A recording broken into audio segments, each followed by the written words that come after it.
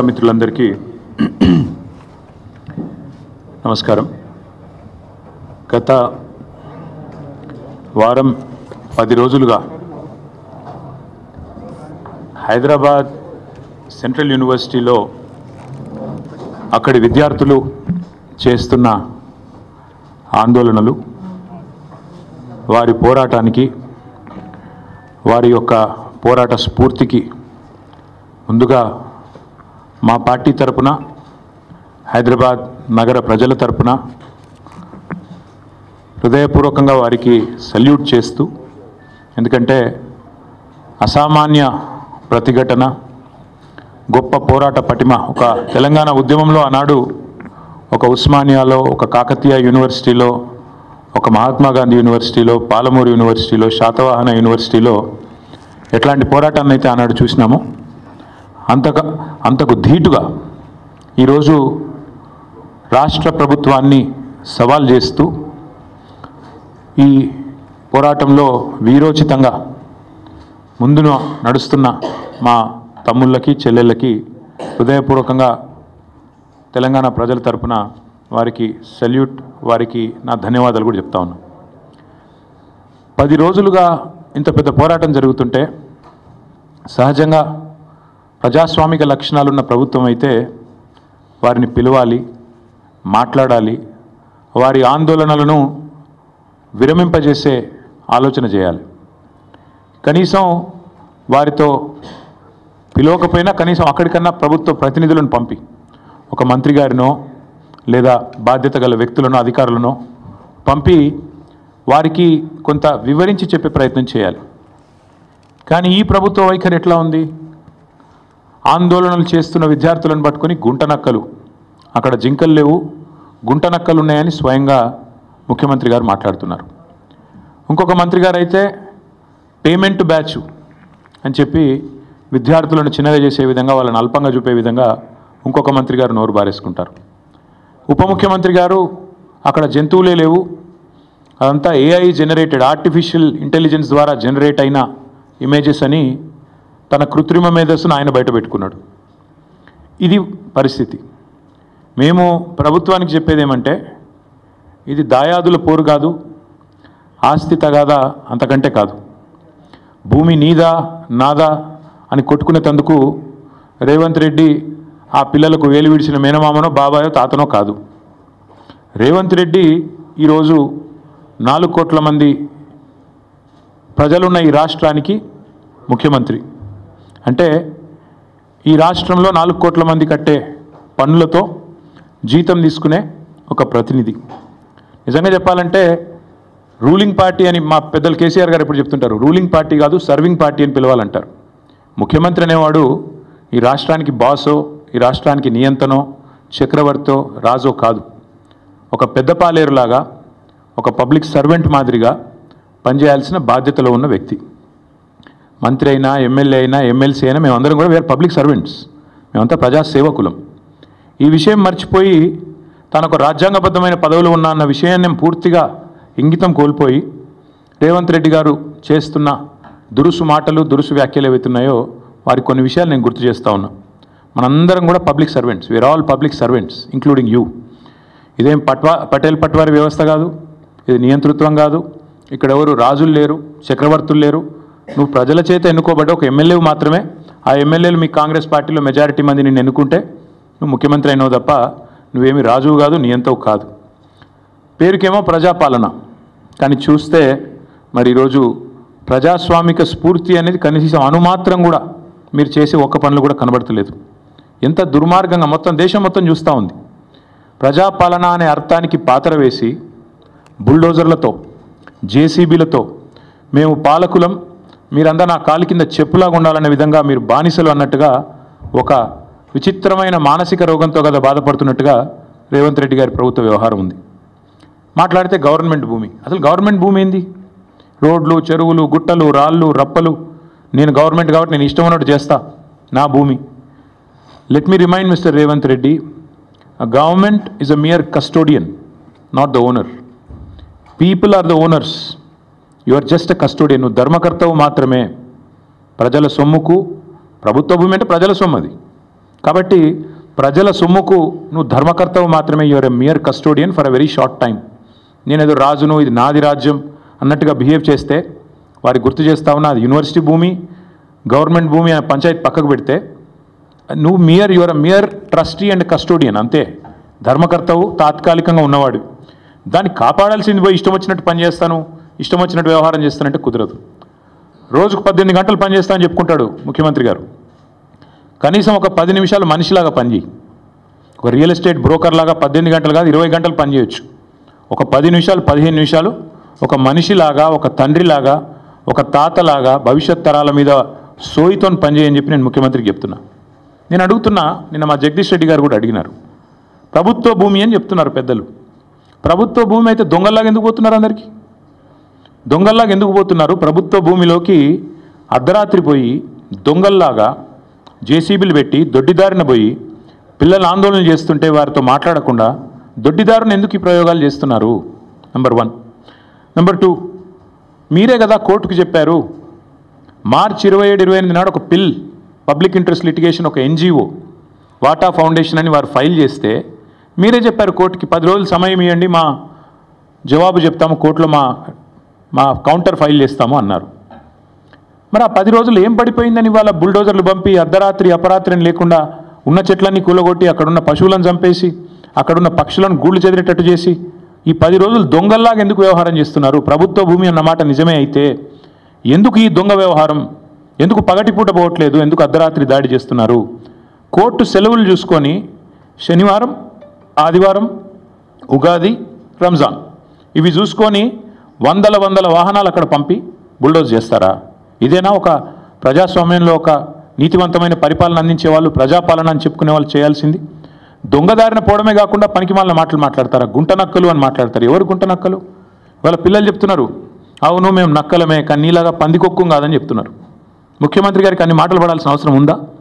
పిల్లలతో పిలిచి మాట్లాడొచ్చు కదా.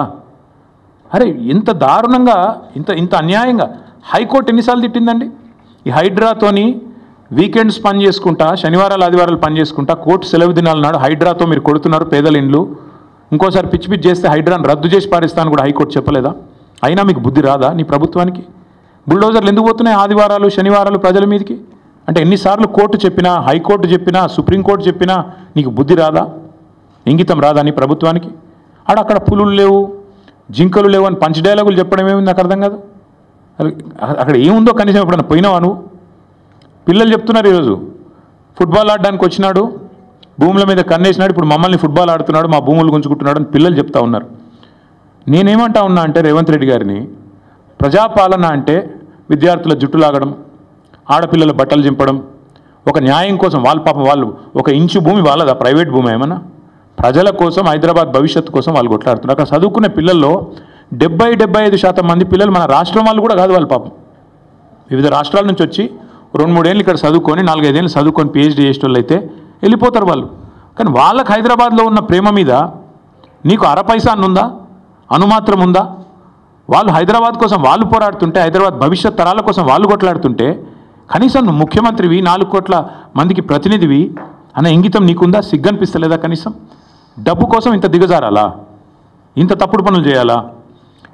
నేను జగదీష్ రెడ్డి గారు చెప్పారు, నేను మళ్ళీ చెప్తున్నా, 14,000 ఎకరాలు మేము హైదరాబాద్ ఫార్మాసిటీ కోసం సేకరించాం. మాకు కూడా ప్రతిఘటన ఎదురైంది, మాకు కూడా ఇబ్బందులు అయినాయి. ఒప్పించి మెప్పించి మొత్తానికి కోర్టు కూడా అన్ని సరైన వివరాలు సమర్పించి మేము ministry of environment forest clearance తెచ్చి అన్ని చేసి 14,000 ఎకరాలు హైదరాబాద్ ఫార్మాసిటీ అని చెప్పి ఒక గ్రీన్ ఫార్మాసిటీ కడతామని చెప్పి మేము సేకరించాం. ఇవాళ నువ్వు దాన్ని 4th సిటీయో 420 సిటీయో కడుతున్నావు నువ్వు అక్కడ. నేను అడుగుతున్నా, మరి అక్కడ 14,000 ఎకరాలు నీ చేతుల్లో ఉన్నప్పుడు, మేము వడ్డిచ్చిన విస్తరలాగా నీ చేతిలో పెట్టినప్పుడు ఈ 400 ఎకరాల మీద ఎందుకు పడ్డావు? అక్కడ 14,000 ఎకరాల్లో కట్టచ్చు కదా. నువ్వు కట్టే ఐటీ పార్కులు, నువ్వు కట్టబోయే AI సిటీ, నువ్వు కట్టబోయే ఫ్యూచర్ సిటీ కోసం 14,000 ఎకరాలు పెట్టుకొని ఇక్కడ ప్రజెంట్ సిటీని ఎందుకు ఖరాబ్ చేస్తున్నావు? ఉన్నదే అక్కడ లంగ్ స్పేస్ ఇది ఒకటి, 2,500 ఎకరాలు ఏదైతే అక్కడ HCU చుట్టూ ఉందో ఆ పశ్చిమ హైదరాబాద్లో ఉన్న ఒకే ఒక లంగ్ స్పేస్ అది. దాన్ని ఎందుకు ఖరాబ్ చేస్తున్నామని కదా ప్రజలు అడిగేది. దాన్ని ఎందుకు ఖరాబ్ చేస్తున్నామని కదా పిల్లలు కొట్లాడేది. అక్కడ ఉండే జంతువులకు నోరు లేదు, నీ మంత్రులకు లేదా, నీ ఎమ్మెల్యేలకు లేదా? కనీసం ఒక్కరు మాట్లాడుతున్నారా? ఒక్కరికన్నా కనీసం బాధ అనిపిస్తలేదా? నెమళ్ళు అరుస్తుంటే ఆ పశువులు పక్షులు గోల చేస్తుంటే మా గూడు చెదరగొట్టొద్దని ఏడుస్తుంటే ఒక్కళ్ళకు కూడా మానవత్వం ఉన్నవాడికి దేశం మొత్తం వినబడుతుంది, కానీ మీకు వినబట్టలేదా?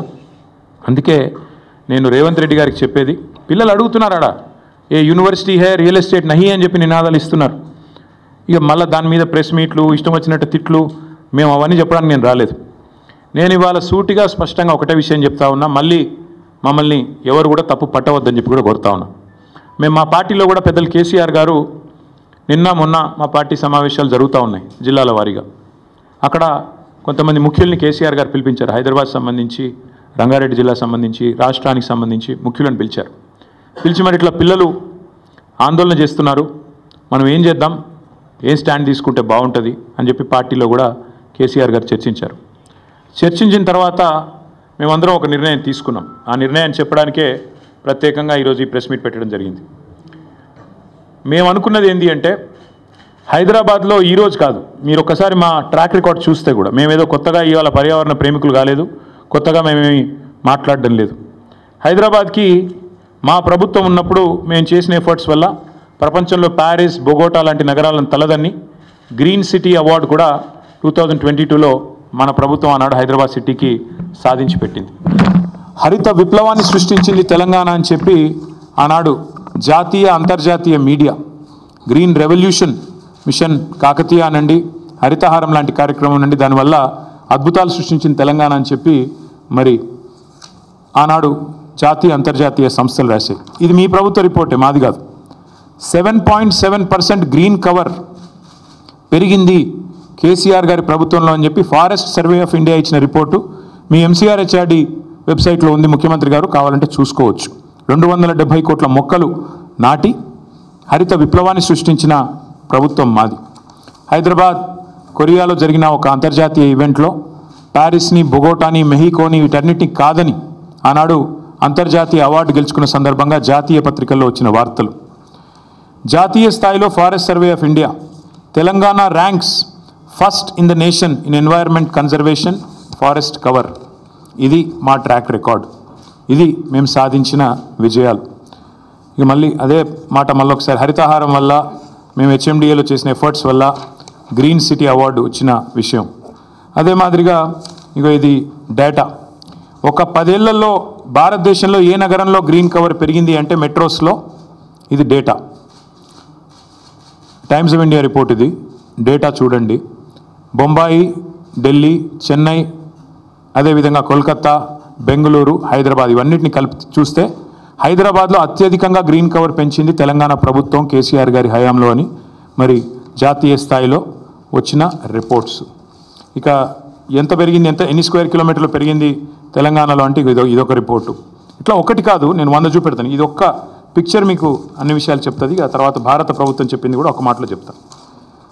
This one picture will speak volumes.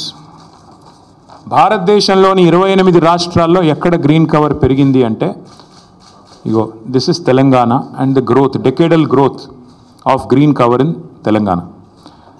ఇది భారత ప్రభుత్వం పార్లమెంట్లో ఇచ్చిన రెస్పాన్స్. 2021 జూలై 23 నాడు భారతదేశంలో ఏ సంవత్సరంలో ఎంత పెరిగింది గ్రీన్ కవర్, ఎంత పెరిగింది అడవి అంటే ఇది భారత ప్రభుత్వం 2021లో ఇచ్చిన రిపోర్టు. అత్యధికంగా తెలంగాణ రాష్ట్రంలో పెరిగింది అని పార్లమెంట్లో ఇచ్చిన సమాధానం. బయోడైవర్సిటీని తెలంగాణ ప్రభుత్వం ఎట్లా కాపాడుతుంది అని చెప్పి వచ్చిన వార్తలు. అన్నిటికీ మించి మేమేదో ఒక హైదరాబాద్లోనే చేయలేదు. తెలంగాణలో మా ప్రభుత్వం ఉన్నప్పుడు ప్రతి పల్లెలో పల్లె ప్రకృతి వనాలు పెట్టి, చిన్న పల్లె కూడా 19,472 పల్లె ప్రకృతి వనాలు పెట్టింది కేసీఆర్ గారు. మొత్తం 13,657 ఎకరాల్లో పల్లె ప్రకృతి వనాలు పెట్టింది. పల్లెల్లో కూడా పచ్చదనాన్ని పెంచింది మా ప్రభుత్వం. మండల స్థాయిలో 2011 బృహత్ ప్రకృతి వనాలు పెట్టింది. మొత్తం 6,298 ఎకరాల్లో ఆనాడు కేసీఆర్ గారి ప్రభుత్వం.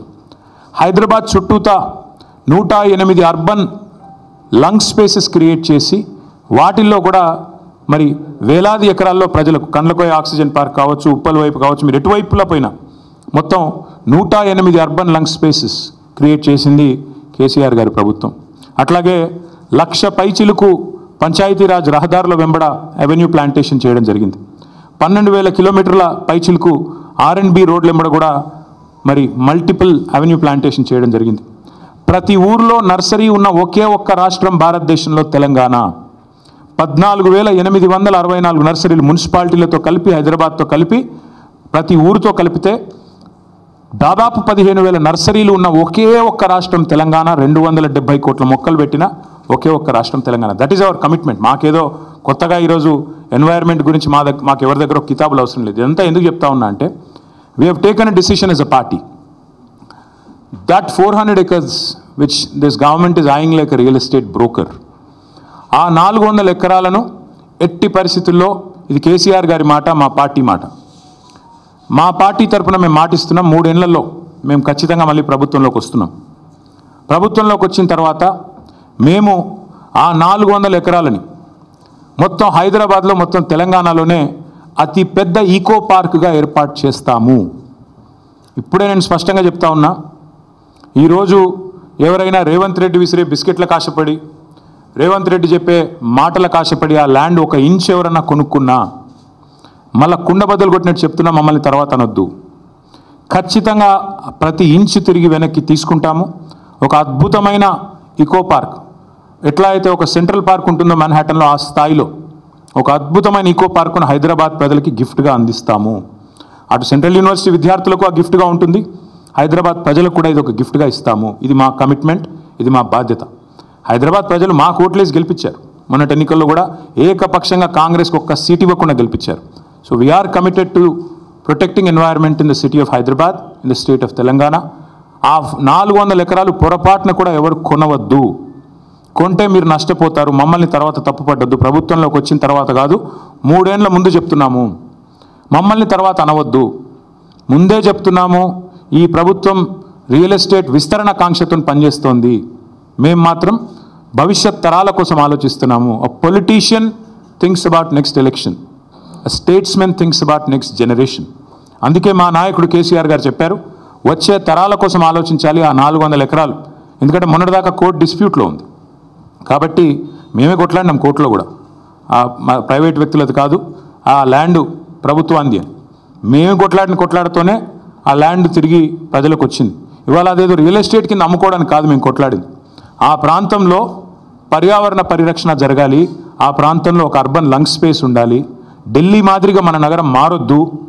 ఢిల్లీలో ఎట్లయితే ఎయిర్ క్వాలిటీ దెబ్బతిని ఇవాళ మాస్కులు వేసుకొని తిరిగే పరిస్థితి వచ్చిందో, ఎయిర్ క్వాలిటీ డేంజరస్ లెవెల్స్గా ఉంది అని చెప్పి ఇవాళ వివిధ దేశాలు అక్కడి ప్రజలు ఎవరైతే ఉన్నారో వారికి చెప్పే పరిస్థితి వచ్చిందో, ఆ పరిస్థితి హైదరాబాద్కి రాకూడదు. భవిష్యత్ తరాలు బాగుండాలి అంటే, మన పిల్లలు బాగుండాలి అంటే, so we are committed and we are committing to making sure this 400 acres of Kanche Gachibowli land will be converted into an eco park, and we are requesting all the people who are interested in coming and joining with us. మా శ్రీనివాస్ యాదవ్ గారు ఇందాకనే నాతో అన్నారు, అన్న పిల్లలు ఆందోళన చేస్తున్నారు, మనం వెళ్ళాలి అన్నారు.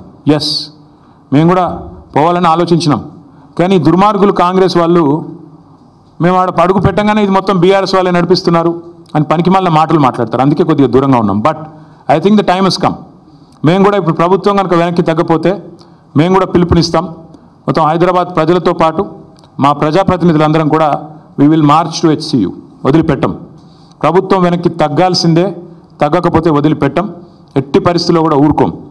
ఆల్రెడీ రాజ్యసభలో మా రాజ్యసభ ఫ్లోర్ లీడర్ సురేష్ రెడ్డి గారు, మా ఎంపీ గాయత్రి రవిచంద్ర గారు, వద్దిరాజు రవిచంద్ర గారు చాలా గట్టిగా మాట్లాడినారు.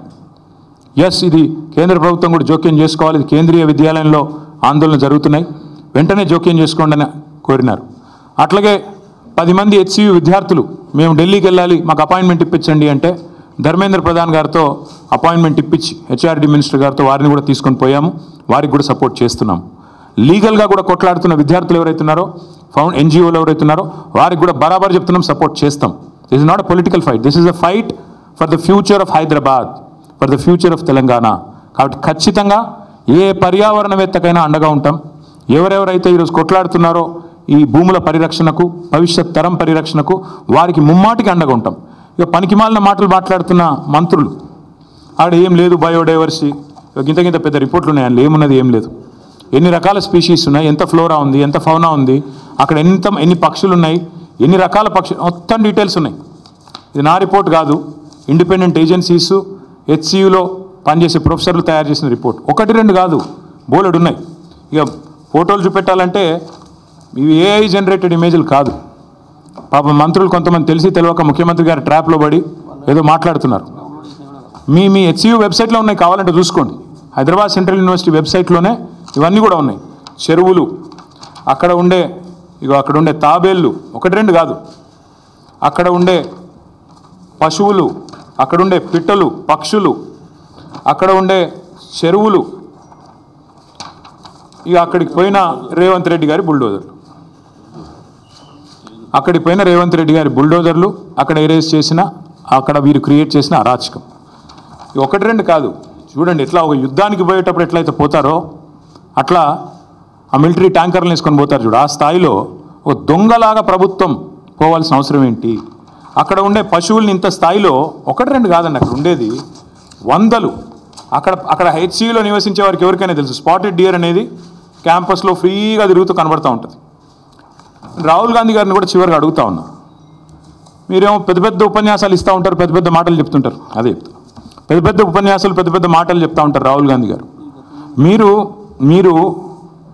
మీరు రాహుల్ గాంధీ గారు ఆనాడు రోహిత్ వేముల విషయంలో మీరు ఆనాడు ఆల్ ఇండియా కాంగ్రెస్ కమిటీ అధ్యక్షుడు, ఒక ఎంపీ, కేసీఆర్ గారి ప్రభుత్వం ఉన్నప్పుడు మీరు వస్తే మీకు ఎస్కార్ట్ పెట్టి, పోలీస్ ఎస్కార్ట్ పెట్టి మరి మిమ్మల్ని 2 సార్లు హైదరాబాద్ సెంట్రల్ యూనివర్సిటీలో నిరసనలో పాల్గొనే ఒక ప్రజాస్వామిక పరిస్థితి ఆనాడు కేసీఆర్ గారి ప్రభుత్వంలో ఉండే. మీరేం చేస్తుండండి ఇవాళ? మీ ప్రభుత్వం ఏం చేస్తుంది? ఇగో ఇది మీరు చేస్తుంది. ఆడపిల్లల జుట్లు గుంజు కొట్టుడు, వాళ్ళ బట్టలు జినిగేటట్టు కొట్టుడు, పిల్లల మీద లాఠీ చార్జులు. ఇది పిల్లల మీద లాఠీ చార్జ్ నిన్న. इदा मोहब्बत का दुकान। राहुल जी, मैं आपसे कहना चाहता हूँ, ये मोहब्बत का दुकान नहीं है। आज तेलंगाना कांग्रेस गवर्नमेंट में नफरत का नया मकान बन गया। आप आइए HCU, आपने खुद कहा था जब भी आपको कोई आफत होगी, जब भी आपको कोई तकलीफ होगी, मुझे बुलाइए, मैं आ जाऊँगा। मेरा वादा है आपसे। राहुल जी, आप कहाँ पे हैं? एक हाल ही में एक पिक्चर आई, लापता लेडीज़। आज राहुल जी को लोग बोल रहे हैं कि लापता लीडर है। कहाँ है? पॉलिटिकल टूरिस्ट जो हैं राहुल जी, आइएगा एक बार। आप दर्शन देते रहते हो कभी का एक बार 1 साल में, आइए हैदराबाद सेंट्रल यूनिवर्सिटी, यहाँ की बच्चों के साथ बैठिए, बताइए उनको, समझाइए कि क्यों आपकी गवर्नमेंट कर रही है जो कर रही है, जो कारनामा, जो लाठीचार्ज कर रही है और जो बार बार बकवास कहा जाता है। मैं याद दिलाना चाहता हूँ एक और चीज़ भी, మీకు గుర్తుండాలి, ఇదే హైదరాబాద్లో టైమ్స్ ఆఫ్ ఇండియా వాళ్ళు క్యాంపెయిన్ రన్ చేశారు. ఆ మధ్యన మేము కేబీఆర్ పార్క్ చుట్టూ ఫ్లైఓవర్లు కడదామని స్టార్ట్ చేస్తే SRDP కింద క్యాంపెయిన్ స్టార్ట్ చేశారు, సేవ్ కేబీఆర్, ఒక 700 చెట్లు కొట్టేస్తున్నారని. మేము ప్రజాస్వామిక లక్షణాలు ఉన్న ప్రభుత్వం కాబట్టి విరమించుకున్నాం. అక్కడ కేబీఆర్ వాకర్స్ అందరూ నిరసన చెప్తుంటే వి విడ్రూ. ప్రభుత్వం ఒక నిర్ణయం తీసుకున్న, టెండర్లు కూడా పిలిచాం, టెండర్లు ఫైనల్ అయినాయి, అగ్రిమెంట్ అయింది, 6 ప్యాకేజీలు. కానీ ప్రజలు ఎప్పుడైతే నిరసన చెప్పారో మేము వెనుకకు తగ్గాం. కరెక్ట్ కాదు, వాళ్ళని కాదని, మనం వాళ్ళ కోసమే చేస్తున్నాం, మనకి ఎందుకు అని మనం నగర మంత్రులు, నగర ఎమ్మెల్యేలు అందరం కూడా పోయి సార్ని అడిగితే వద్దు, ఆపేయండి అన్నారు కేసీఆర్ గారు. That is commitment. ప్రజాస్వామిక లక్షణం ఉన్నవాడైతే ఆ పని చేస్తాడు. ప్రజలు ఎప్పుడైనా ఏదైనా చెప్తే వింటాడు. కానీ నేను నీ అంతను, నా అంత గొప్పవాడు ఎవడు లేడు అనుకుంటే రేవంత్ రెడ్డిలాగా ఉంటుంది. ఇది రేవంత్ రెడ్డి గారు అక్కడేం లేవంటారు. ఇక అక్కడ జింకలు పట్టుకొని నెహ్రూ జూలాజికల్ పార్క్లో పెట్టినారు. నాది కాదు, నెహ్రూ జూలాజికల్ పార్క్ రిపోర్ట్ ఇది. ఇది నెహ్రూ జూలాజికల్ పార్క్ రిపోర్టు. అందులో స్పష్టంగా ఉంది, HCUలో జింకలు దొరికితే దాన్ని తీసుకుపోయి ఎక్కడ పెట్టారు? జూ పార్క్లో పెట్టినారు. మరి ఇక ముఖ్యమంత్రికి జింకలు కనబడతలేవట, గుంట నక్కలు కనబడుతున్నాయట. దేశం అంతా కోడై కూర్చుంటే కూడా ముఖ్యమంత్రి గారికి అర్థం కావట్లేదు. Once again I repeat, this press meet is to express our commitment to the people of Hyderabad that this 400 acres of land in Kanche Gachibowli, as soon as we come back into office in a matter of couple of years, we will make this the largest eco park which will be accessible to the citizens and also to the students of Hyderabad Central University. We'll preserve biodiversity, we'll make sure that this will become a top notch, a model eco park in the entire country, and our track record speaks for itself. We are a government, BRS government, which had ensured that the highest green cover growth in the entire country happened in a decade during our tenure. So that's our commitment to environment, and that's our commitment to the cause. And I appeal once again to the real estate companies which are eyeing this land, please don't find fault with us later. We are saying it clearly ahead of time. Please do not participate in the auction. That land belongs to the future of Hyderabad. Please do not buy an inch. If you are going to invest money, you will be losing it. And please do not blame us. Please do not, say that there is a policy change later. We are extremely clear, and this is the commitment of Honorable KCR Garu, who is basically the founding father of Telangana in a way. So it's his commitment, it's his word, it's our party's policy decision. Thank you. నిన్న హరగోపాల్ గారు చాలా డీటెయిల్గా చెప్పారు brother, ఎక్కడా కూడా ఏమి ఇవ్వలేదు. సరే, నేను ఆ జోలికి పోతలేను. అది హెచ్సియు ల్యాండా గవర్నమెంట్ ల్యాండా అన్నది కాదు పాయింట్, అది ప్రజల ల్యాండ్. హైదరాబాద్ ప్రజల ఆస్తి, హైదరాబాద్ ప్రజల ల్యాండ్. అది మేమేమంటున్నామంటే అక్కడ కొత్తగా ఐటీ పార్కులు కట్టాల్సిన అవసరం అక్కడేం లేదు. మీరు కడుతున్నారు కదా 4th సిటీయో 420 సిటీయో, అందులో కట్టండి, అందులో ఐటీ పార్కులు కట్టండి, అందులో మీరు చెప్పినవి అన్నీ చేయండి. స్కిల్స్ సిటీలు ఇంకేదో కడతాన్నారు అవన్నీ కట్టండి, మేము వద్దంటలేదు కదా. మేము 14,000 ఎకరాలు వడ్డిచ్చిన విస్తారలాగా మీ చేతిలో పెట్టినాం, మంచిగా చేయండి, అందులో మేము వద్దంటలేదు. We're welcoming economic activity and progress, but at what cost? మొత్తం హైదరాబాద్ యాజిటేట్ చేస్తుంటే, ఆ పిల్లలు హైదరాబాద్ కాని వాళ్ళు కూడా యాజిటేట్ చేస్తుంటే, వాళ్ళ ఆందోళనలన్నీ వదిలేసి 400 ఎకరాలు ఒక రియల్ ఎస్టేట్ బ్రోకర్ లాగా ముఖ్యమంత్రి పనిచేస్తుంటే, definitely as a principal opposition KCR garu మా పార్టీలో చర్చించి ఈ నిర్ణయం తీసుకున్నారు. We are committed to it. ఈ 400 ఎకరాలని కాపాడే బాధ్యత మాది. హైదరాబాద్ ప్రజలకు ఇది మా వాగ్దానం.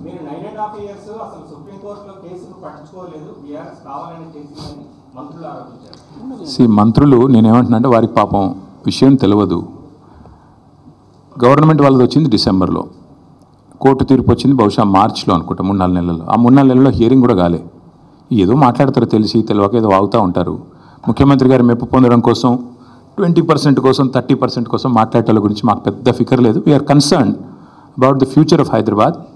ఈ 400 ఎకరాల విషయంలో మా పార్టీ విధానం సుస్పష్టం. ఈ 400 ఎకరాలని ఒక హైదరాబాద్ మెచ్చే ఒక మణిహారం లాగా, ఒక ఈకో పార్క్ లాగా తయారు చేస్తాం. కాంగ్రెస్ స్టాండ్ ఏంటో చెప్పమని చెప్పండి, నేను కొడతాం.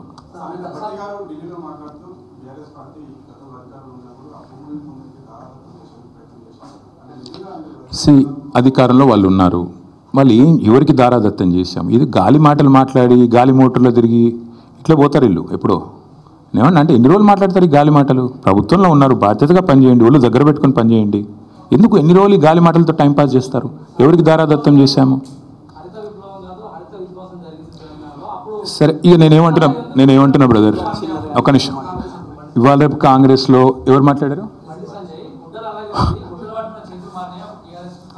ఒక్క నిమిషం. ఇది బండి సంజయ్ ఐటెం నెంబర్ 6 ఏదే అది parliament reply. Item number 6 should read this. This is a reply given by government of India, not me. Item number 6 అప్పుడప్పుడు పార్లమెంట్ అటెండ్ అయ్యి అప్పుడప్పుడు కొద్దిగా చదువుకొని అప్పుడప్పుడు ఏమన్నా కొద్దిగా మాట్లాడితే, ఇది రిజర్వ్ బ్యాంక్ కాదు, ఇది forest survey of India report. ఇది forest survey of India report. ఇది గవర్నమెంట్ ఆఫ్ ఇండియాలో ఉండేవాళ్ళు కొంచెం చదువుకోవాలి అప్పుడప్పుడు. ఎంతసేపు తంబాకు నవ్వులుకుంటే ఆడియో తిరుగుతూ టైంపాస్ చేస్తే ఎట్లా నాకు అర్థం కాదు, మంచిది కాదు ఆయనకు కూడా. ఇప్పుడు చదువుకోమని చెప్పండి కొద్దిగా. ఇప్పుడే చెప్పాను మీరు వినలేదు కాక, మీరు వినలేదు. మేము కూడా గవర్నమెంట్కి కావాల్సినంత టైం ఇస్తున్నాం. ఏప్రిల్ 7th నాడు కోర్టు కూడా ఉంది. 7th ఏప్రిల్ నాడు మళ్ళీ కోర్టు కూడా వింటుంది. ఈరోజు కూడా కోర్టు వింటున్నట్టుంది. 24 hours ఇచ్చినట్టున్నారు కోర్టు కూడా టైము. ఈ ప్రభుత్వానికి కోర్టులు అంటే కూడా గౌరవం లేదు. మార్చి 29 నాడు బిల్ ఫైల్ అయితే ఒక ఫౌండేషన్, ఒక NGO ఫైల్ చేస్తే వాటా అని చెప్పి ఎన్వైరన్మెంటల్ ఇంపాక్ట్ అసెస్మెంట్ చేయకుండా విధ్వంసం చేస్తున్నారని వాళ్ళు ఫైల్ చేశారు. గవర్నమెంట్లో ఉన్న వాళ్ళు ఏం చేయాలండి? బాధ్యతగా ఒక రిబట్టల్ కానీ కౌంటర్ కానీ సబ్మిట్ చేయాలి. వీళ్ళు ఏం చేసినారు? 10 రోజులు టైం ఇవ్వండి అన్నారు. ఎందుకు తీసుకున్నారు 10 రోజులు టైం? ఆ 10 రోజుల్లో ఉన్నదంతా అక్కడ నాశనం చేసి అక్కడ ఏమీ లేదు అని కౌంటర్ ఫైల్ చేయడానికి ముఖ్యమంత్రి గారు అర్ధరాత్రి అపరాత్రం లేకుండా లైట్లు పెట్టి చీకట్లో ఇవాళ అక్కడ ఉండే జింకలను, పక్షులను, అక్కడ ఉండే చెట్లను కొట్టి పారేసి మొత్తం నాశనం చేస్తున్నాడు అక్కడ. ఇది నేను చెప్పడం కాదు, పిల్లలు 5 డ్రోన్లు ఎగిరేసి షూట్ చేసినారు. మన ముఖ్యమంత్రి గారు చాలా సుభాషితాలు, ప్రవచనాలు చెప్పినారు అసెంబ్లీలో. ఏమన్నారు? ఒక డ్రోన్ ఎగిరేస్తే 500 ఫైన్ వేయాలా, దానికి కూడా జైల్లో పెడతారా అన్నాడు. మరి నువ్వు ఎందుకు పెట్టినావు ఇవాళ వాళ్ళ మీద కేసులు? 5 డ్రోన్లు ఎగిరేసి పిల్లలు నువ్వు చేస్తున్న విధ్వంసాన్ని షూట్ చేసినారు. మేము చేయలేదు, మీరు చేయలేదు. సారీ, మీడియా మీ పని చేయలేదు, మేము ప్రతిపక్షంగా మేము కూడా ఆడబోయి లొల్లి పెట్టలేదు. ఎందుకంటే ఆ పిల్లలు కొట్లాడుతున్నారు, దాన్ని మలినం చేయొద్దని మేము దూరం ఉన్నాం. ఈరోజు నేను అడుగుతున్న ముఖ్యమంత్రిగా 5 డ్రోన్లు ఎగిరేసి నువ్వు చేస్తున్న విధ్వంసాన్ని షూట్ చేసిన పిల్లల మీద కేసు ఎందుకు పెట్టినావు? మరి 2 పిల్లల్ని జైలుకు పంపినాడు ఈ ముఖ్యమంత్రి, PhD స్కాలర్స్ని. ఎందుకు పంపావు? పెద్ద పెద్ద మాటలు మాట్లాడే ముఖ్యమంత్రి. మేము చూస్తాము, ఇప్పుడు కోర్టు ఏం చెప్తుందో చూస్తాము. ముఖ్యమంత్రి కోర్టు తీర్పుతోనైనా బుద్ధి వస్తుందేమో ఆశిస్తాము. రాకపోతే పార్టీలో చర్చించి మా హైదరాబాద్ శాసనసభ్యులు మిగతా వాళ్ళందరితో కూడా మాట్లాడి సీనియర్ నాయకులతో మా నిర్ణయం మేము తీసుకొని ప్రకటిస్తాం. Thank you. ప్రతిఘటన, గొప్ప పోరాట పటిమ. ఒక తెలంగాణ ఉద్యమంలో ఆనాడు ఒక ఉస్మానియాలో, ఒక కాకతీయ యూనివర్సిటీ